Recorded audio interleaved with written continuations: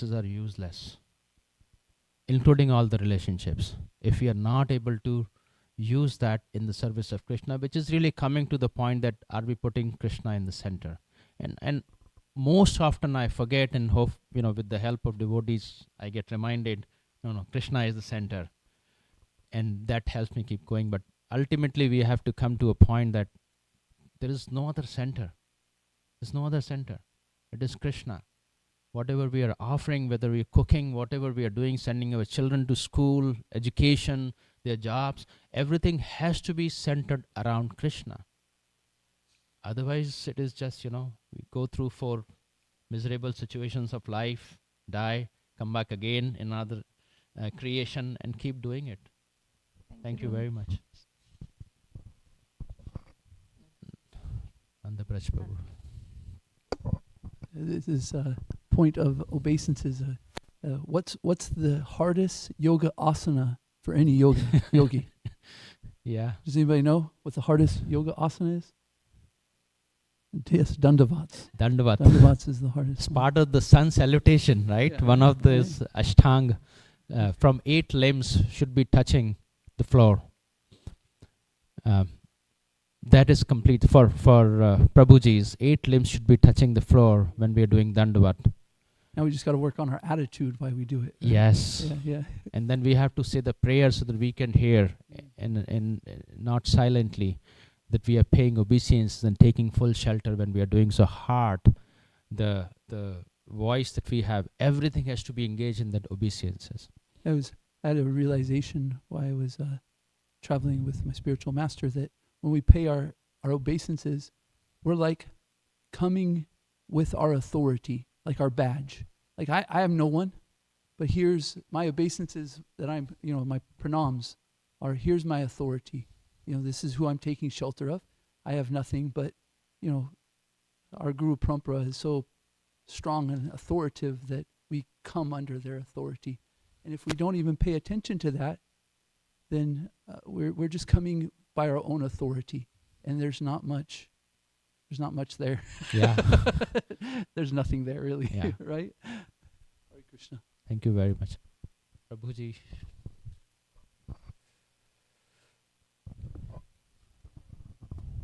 We hear this story about Krishna eating dirt. I've also heard the story that Gorkashore Das Babaji lived off a diet of Ganges mud, mixed with chilies. In Madhavendra Puri, he ate the clay pot that the sweet rice came in. So, what's the nutritional information on this? If you had like a Holy Dham dirt and clay cookbook, how would you? Is that something like if we don't have anything to eat? Is that like a last resort? He can explain that. Prabhuji, please explain. I don't know the answer. I don't know. I think the only thing I would say is that people eating dirt. So is that like an option of a dietary supplement?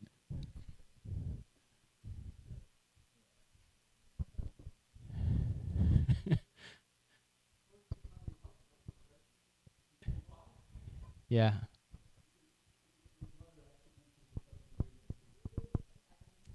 Let's give it to him. Sachi Mata answers this question very nicely when Nimai says, "Why don't I just eat the clay pot?" And she explains that yes, you could do that, but there is a purpose for, things, and so we should use it for the purpose. So dirt isn't really for the purpose of eating, although it can cultivate, vegetation and stuff like that. But we should also, use our intelligence to understand the purpose of things. Actually, this argument is like that the anna comes from the dirt, so why can't eat the dirt also? Right? It is same thing. There is no difference. But do we have that consciousness? And if we don't have that consciousness, if we do artificially and follow them just to copy them, it will not work. We just have to follow the footsteps, understand the mood of the acharyas, and hopefully one day we can be there that we don't differentiate. So That is where how I understand. Can you be Dhruva Maharaj and eat some dried leaves once every 3 months? uh, give it to Prabhuji, please.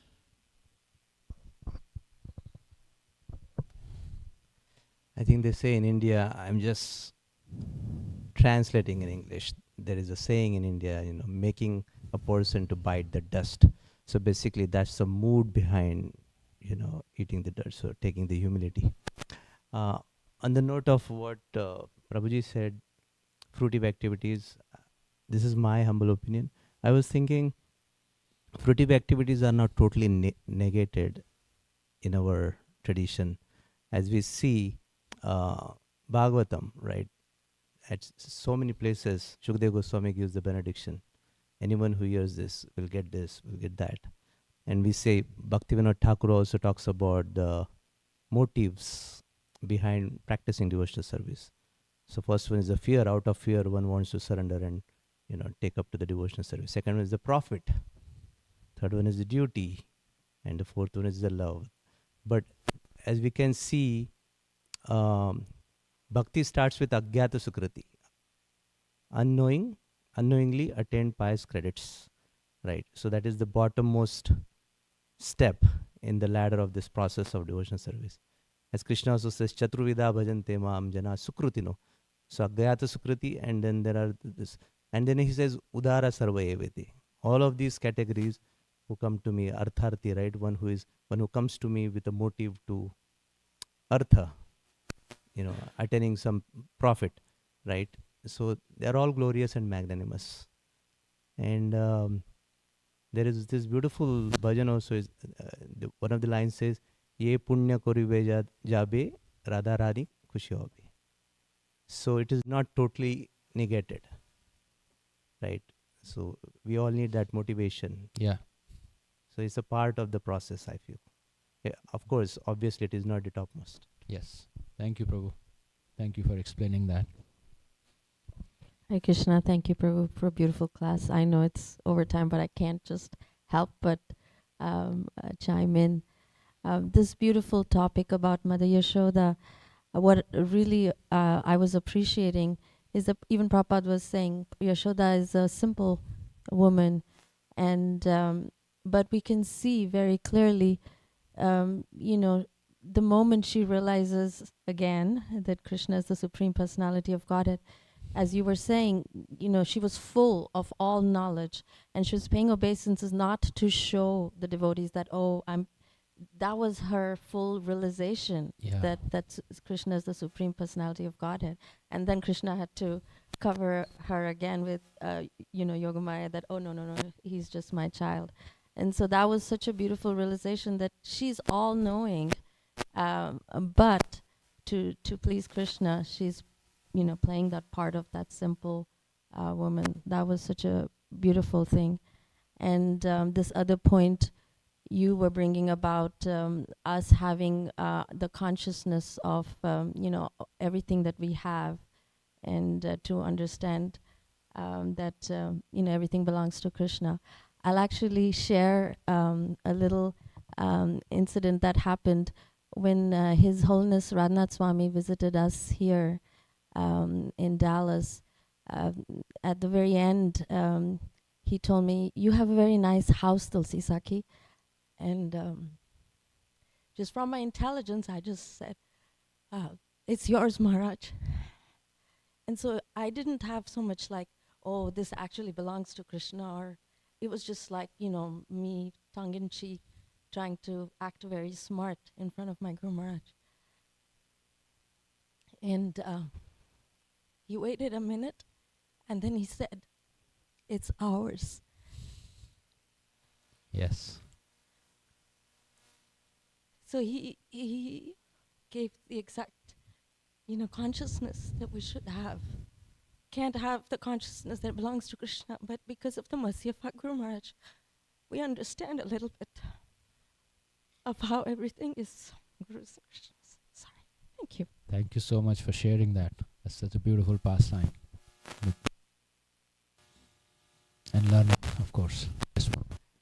I have a humble suggestion, Prabhu.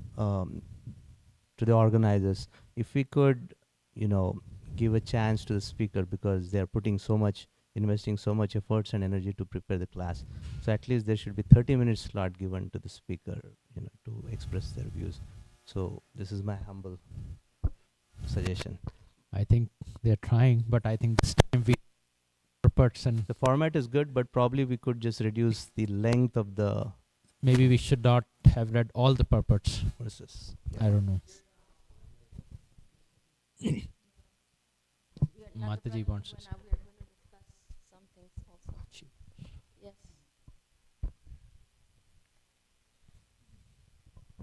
Hare Krishna. I don't know if you're aware, but the idea with this format is that we don't read every single purport in class, but Okay. the speaker reads the purports before in preparation for the class, and then you put the ideas together, summarize the ideas, and present all the main points from the purport. Sure. That saves little time, and it makes it a little more personal rather just reading, Yes. reading.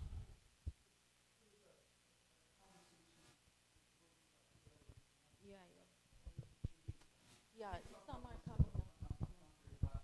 Yes. Now I take the suggestion, especially maybe I should not have everybody read the purport. It would have saved some time. This was the reason I did that was not an excuse, but this Leela is, I was very nervous to even do this class today. I was almost about to tell her that can someone else do it. It was too late. I said, okay, you know what? We are going to read either Krishna book of this section or the purport. Because I just did not have the explanation for this. But thank you for the suggestion and correction. Thank you very much. Hare Krishna. Srimad Bhagavatam ki jai. Srila Prabhupada ki jai. Kripa Sindhu Bhaiva Chapati Tanam Pavanebhyo Vaishnavebhyo Namo